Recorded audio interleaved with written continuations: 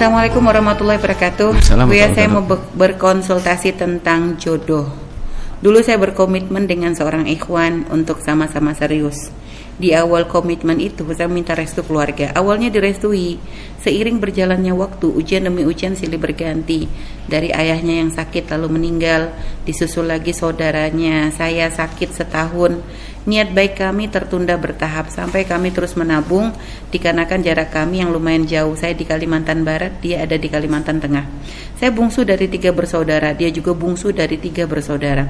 Perlahan orang tua saya berubah-ubah, sebentar merestui, sebentar ragu.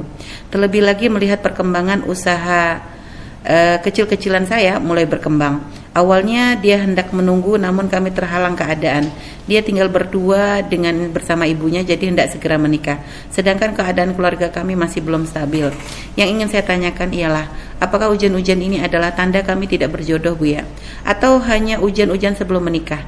Sebab sebelum komitmen saya istikharah dan dia datang dengan tersenyum 2 kali. Lalu setelah ujian-ujian hadir, istikharah saya tak kunjung dapat jawaban pasti.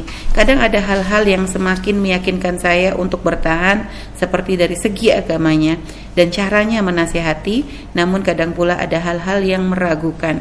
Mohon solusinya, Bu ya. Baik, bismillah. Di saat kita punya kemauan atau keinginan, maka baginda Nabi mengajarkan, keinginan itu kan munculnya adalah artinya istikharah itu setelah ada kemauan ya. Dan kemauan tentu ada sebabnya. Dan untuk menghadirkan kemauan itu kita bisa memilih. Jadi misalnya ada wanita, Anda laki wanita mungkin, ada beberapa laki-laki. Setelah ada beberapa laki-laki, Anda pelajari dulu mana yang baik, mana yang ini, mana yang sesuai secara agama dan seterusnya. Setelah Anda menemukan dia, baru nanti langkah selanjutnya. Di saat hati belum terpaut, maka melakukan sholat istikharah. Dan sholat istikharah ini tidak harus Anda melihat mimpi atau apapun. Yang jelas sholat istikharah itu setelah Anda cocok dengan pilihan tersebut, maksudnya pilihan itu adalah layak. Nah, kalau nggak layak ngapain di istikharah? Misalnya apa? Calon, ada seorang laki-laki mau melamarmu, dia sekarang masih aktif maling. Kemudian dan juga plus tambahannya nyopet. Kemudian ini, masa gitu? Ya gitu nggak usah pakai istikharah itu. Jadi makna istikharah adalah memang terpilih. Tapi kita tidak mendahulukan akal dan hawa nafsu kita. Setelah ia terpilih secara zahir, baru kita serahkan kepada Allah dengan istikharah. Dan di dalam istikharah ini tidak harus ada mimpi dan sebagainya. Kemudian di saat terjadi suatu musibah, bukan berarti, ingat keterangan, ini penjelasan. Di saat terjadi sesuatu musibah di rumah kita setelah istikharah, jangan kita suka tasya'um seperti sebagian orang mengatakan, wah ini alamat celaka. Suatu ketika ada satu orang yang tunangan setelah khidbah itu rupanya di perjalanan pulang itu ya mobilnya itu nabrak. Ini kok bodoh banget ini orang. Mobilnya nabrak, ya kan?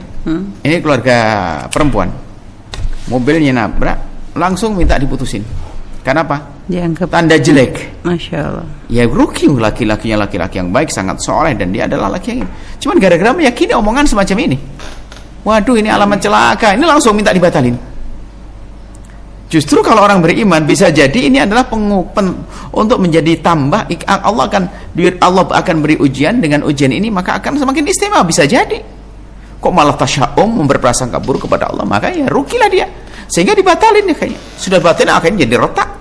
Barangkan tunangan baru selesai, langsung gara-gara mobilnya nyerempet saja langsung dibatalin. Nah ini adalah tasya'um, satu keyakinan nggak boleh ada di dalam kaum muslimin. Nah kemudian Anda melihat kejadian-kejadian itu gini, bagaimana? Apakah ini adalah tanda rasanya cocok, tidak cocok? Gak ada urusannya, tidak ada tanda cocok. Yang penting Anda sudah melihat calon itu benar secara zahir, kemudian Anda istikharah, sudah Anda tunggu pada waktunya nanti. Yang penting cara menunggunya apa? Kalau Anda tandanya Anda benar, tidak melanggar syariat Nabi SAW, menunggunya.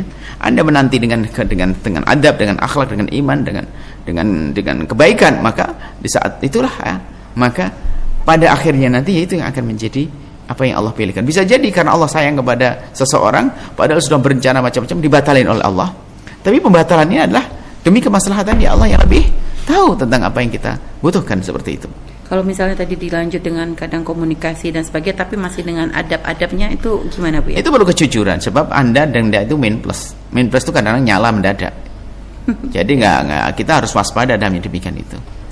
Jadi setan pandai sekali. Setan sudah punya pengalaman menjerumuskan manusia mulai dari Nabi Adam loh ya. Jadi jangan main-main. Batasi selesai. Bahkan mungkin dengan Anda membatasi komunikasi dengan serius, maka disitulah muncul semangat lebih lagi untuk bisa mempercepat pernikahan dan seterusnya.